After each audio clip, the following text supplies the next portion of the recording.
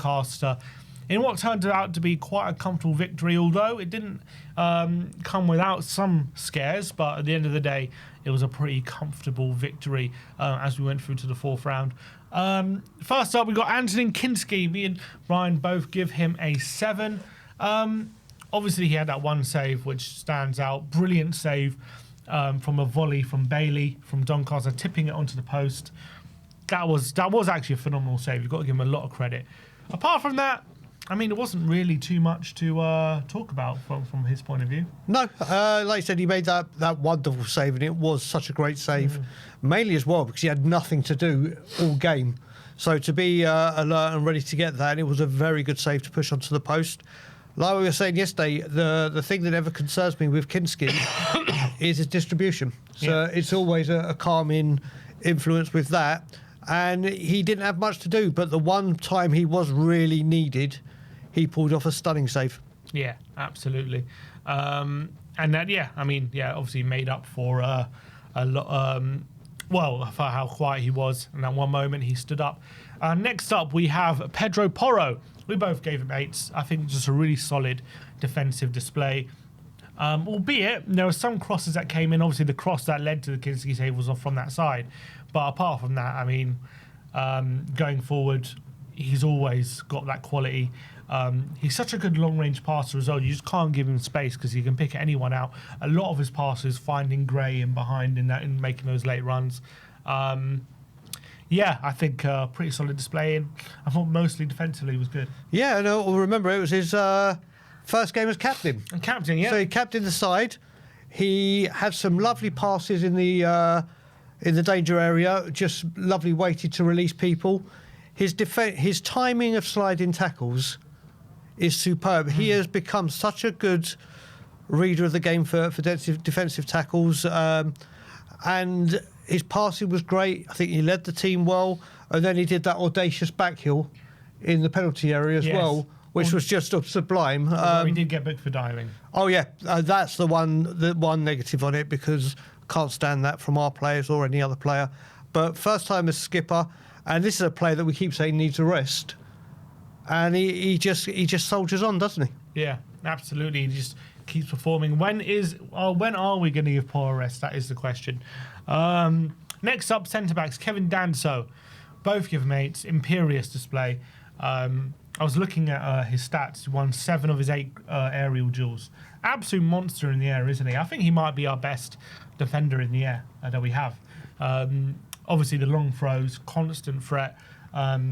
It's an interesting tactical setup having a centre-back in a back to go over either side and picking those long throws, because if you get counted on, all of a sudden you can be open. So Frank has a lot of belief in how dangerous his long throws can be. Kept their striker quiet as well. Really solid performance. Yeah, I love big Kevin Danso. I think he's such a good addition to the squad. And I wish he got more minutes, in honesty, but I know you can't break Romero and Van der Ven, but I think he's that good that he could step in with one of them if need be and have no concerns whatsoever. He just loves tackling. I think you're right. Aerially, defensively, he is a machine. He is unstoppable. He is such a tower of strength. And he hasn't really I think that's his first stance since Paris, isn't it? Yeah. So he came in. Yes, it was Doncaster, but he led the line or held the line brilliantly. I think it was a great performance from him. Fantastic. João Palhinha partnering him in centre-back, surprisingly, in this one. Also, both gave him 8s. I mean, played centre-back like he'd been playing it his whole career. Brilliant performance. What I liked about his performance as well, because he's obviously a natural midfielder, when he did have those moments to step into midfield, he looked so comfortable just striding into the space. Didn't give it a second thought. Saw a bit of space, went for it, and obviously played the ball forward really well and got the goal as well. Brilliant overhead kick, albeit it's an open goal. Just had to get it on target, but a lot of people were surprised he had that finish in his lock-in. It was a good finish. And when he had to defend, he did it well. Yeah, he's just, honestly, he is such a welcomed addition to the club. And you can see how important it is to have a number 6 in modern day football, because he comes in and the midfield just looks so much stronger with him in it. He was born to tackle, Going back into defence, made sense. Archie Gray could play in midfield and get minutes, and he did it extremely well. And obviously rounded it off with that well-taken goal. Next up, Jed Spence. We both gave him 6s. Wasn't a bad performance. Nothing too great to shout about. I think he was really good when kind of in build-up, breaking through Doncaster's press and getting up the pitch. Didn't do too much kind of going forward. Defensively, pretty solid. Pretty standard game for Jed. Yeah, the only reason I gave him the 6 is pretty much what you said, and also a lot of what Doncaster were trying to do was come down the right. Or our right, should I say. So it wasn't really on Spence's side of the pitch to deal with. But he had that one break, didn't he, where he ran pretty much the length of the pitch with the ball, but then the move broke down. You know what Spence is going to give you. Made some great tackles and interceptions, one key one. But the rest of the game, I think he was very quiet because everything was coming down the right, or our right, should I say. Yeah. Bentancur, 7s all round. Decent game from him. Pretty good kind of when turning. I thought in build-up when turning kind of Doncaster defenders and getting Spurs forward, getting the other midfielders into play. Was a threat from set pieces, nearly scored from a corner with a header which was cleared off the line, and he had that hooked effort, didn't he, from the long throw. Just went wide. Pretty solid display from Bentancur. Yeah, I'll just add with you as well. What he actually wins the headers a lot defensively from corners as well. His aerial ability is absolutely exquisite compared to, or from what I thought it was. He really has got a knack for being in the right place at the right time at set pieces, and just a normal day at the office for Bentancur. All right, Archie Gray getting a start yesterday. We both give him 8s, and I thought he really acquitted himself very well, playing in midfield in his natural position. Everyone looking at the lineup probably expected a centre-back start, but he played in midfield, and I thought was fantastic. One of our brighter players. There's a one moment, wasn't he? Like he kind of took on 2 players in the middle of the park, kind of bullied them both with strong tackles, and was able to kind of easily get the ball out wide, and his passing was really good. Whether it playing it out wide to Kudus or to Johnson, to Johnson, or to on the left hand side to Odebear. Either side, his passing was great. He was making these really nice late runs to the right hand side of the penalty area, constantly being picked out, and Doncaster really struggling to kind of pick off those runs. And I just thought overall. Looked really comfortable. Wasn't getting bullied. He was physically kind of dominating in the middle as well. And yeah, one of his really better displays in midfield, I felt. So one of the key things with this game was obviously players coming in needed to grab their opportunities to show this is what they can do. Yes, it was Doncaster. Archie Gray most certainly did that. I thought it was easily his best game in a Spurs shirt, wasn't it? Easily. Yeah. Yes, people will say it was only Doncaster. But his confidence to go so high up the pitch and be there and quite close to Johnson a lot of the first half, and was in midfield tackling, passing was good. I really, really liked what I saw from Archie Gray and hope to see more of that in the games that he gets given. Yeah. Xavi Simons, we both gave him a 6. It wasn't a bad game. I thought first half especially, he was doing some really nice stuff, picking the ball like the wrong side of the defender, who kind of touch it around them and get a winner foul, win a free kick, and obviously set pieces we were a big threat. So I liked what he was doing at times, but I felt like for large parts of the game he was just kind of out of the game. Second half didn't really impact things that well. I mean, the stats say he got 7 key passes, which is quite a lot for it's a lot for one game. But I don't think they were proper chances. A lot of them were, he laid a shot off a Porro on the edge of the area, didn't he? Which, he had a shot save, those kind of things. So I don't remember too many clear-cut opportunities he created. And I think his passing was good. He's looking creative. He showed again what he can do in that position. Just a shame maybe he didn't really get any goals or assists, which against Doncaster you kind of expect. Yeah, well, he started off really, really brightly. He's come to the Premier League, and obviously he's going to have to get used to the speed of it, the demand of it, the physicality of it. And he's done that in the Premier League games that he's done. Doncaster obviously going to be physical. He got hacked down quite a few times. some of the stuff he did in the first half, you could see coming deep, he felt comfortable enough to come deep and start play from deep. But I think in the second half, he just went missing. But I think that's him just getting to grips with the regularity of games, how demanding they are. And Simmons will be backfiring on all cylinders probably Sunday when it's Premier League opposition. But I think he's still easing his way into Tottenham Hotspur and England. Brennan Johnson, a 7s all round. Yeah, look, good performance from Brennan, I felt. Was a threat pretty much most of the game down the right-hand side. Whenever he got the ball, I felt like when he got the ball in transition, he was doing really nice things when he got space.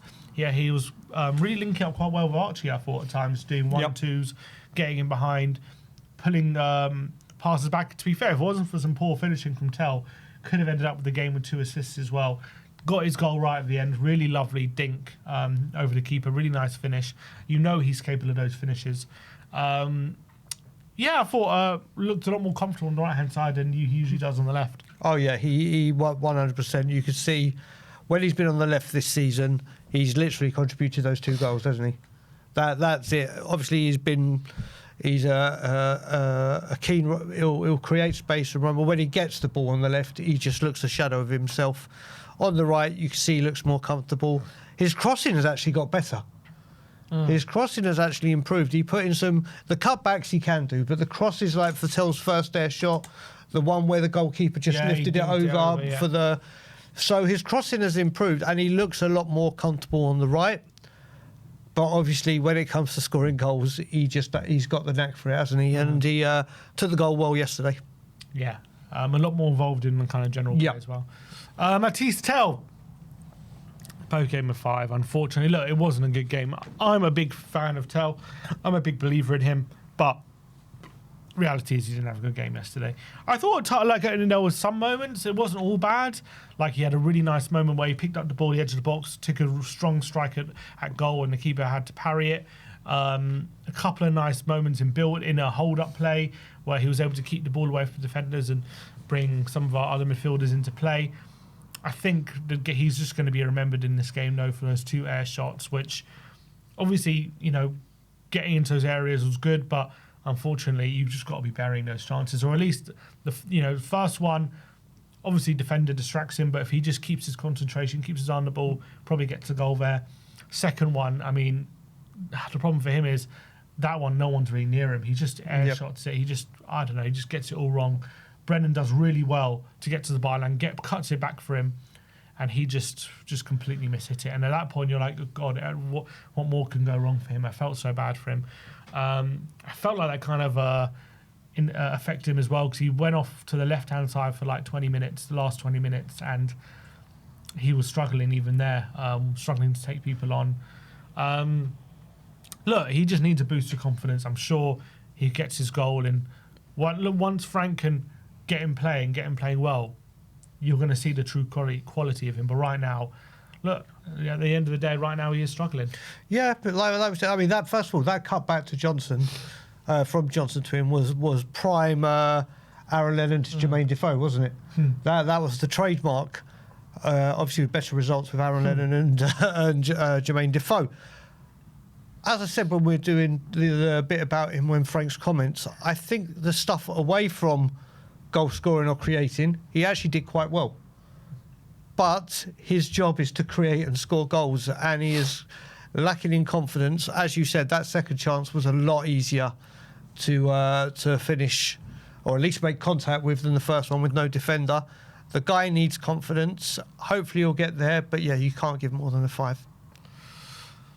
And last was starting 11, Wilson Odebear, both gave him 7s. Yeah, pretty decent game. Obviously got the assist for the own goal. Was very direct in this one. Every time he got the ball, really looking to take on his man and looking to force them into difficult spots. I thought they struggled to deal with him.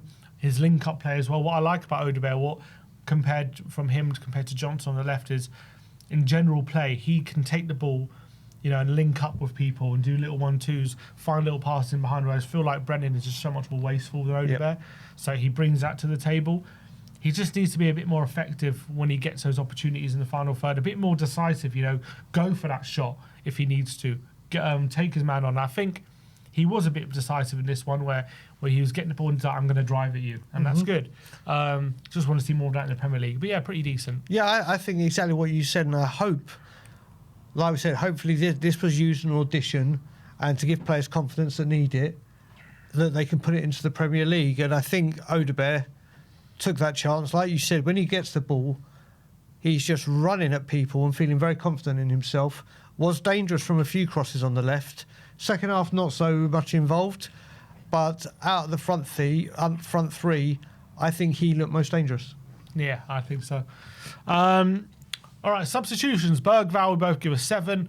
Good cameo. Came on, solidified that midfield, and obviously got a really nice assist for Brennan's goal. Really nice through ball, and sealed the game. I thought he came on and did pretty well. Yeah, he did do well. He could have got a goal, got an assist. He's going from strength to strength. I've just realised you and I have given the same rating for every single player. Oh, yeah. Every single player. Bloody hell. Telepathic, me. Damn right. Richarlison, yeah, both gave him a 5. Yeah, didn't really impact the game, did he, when he came on? Just ran around a bit, but yeah, not much to his performance. The only thing I can remember him doing is when he went down straight away when he got a little bit of a touch. Yeah. That is the only thing I can actually remember him doing. I don't think he did anything else. Yeah, I can't remember too much he did. And last but not least, Luca Williams-Barnett made his debut. Both gave him 6. Thought he looked bright. Obviously, there were a couple of occasions he was kind of just shoved off the ball. But he was involved in a move which led to a goal which was unfortunately ruled out for offside. But that was like a good piece of play from him. And had a few nice touches and a few bright moments. Yeah, he came on, he looked bright. Could have had the pre-assist for the goal that was just allowed for offside. Great to see him. Number 900 legacy.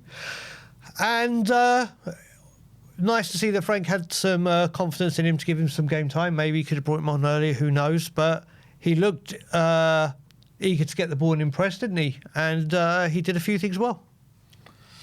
And Thomas Frank, both give him 8s. Managed the game well, was able to... he was able to kind of rest players he needed to rest. Romero, Van de Ven, and so on. Kudus. I thought he did... he rested those players. Look, it wasn't like a scintillating performance. It was good enough to win the game. Got another clean sheet. Managed the game well. Made the right subs at the right times. And got the job done. So managed the situation pretty well. Yeah, look, if you look at it, rotated key players that were needed.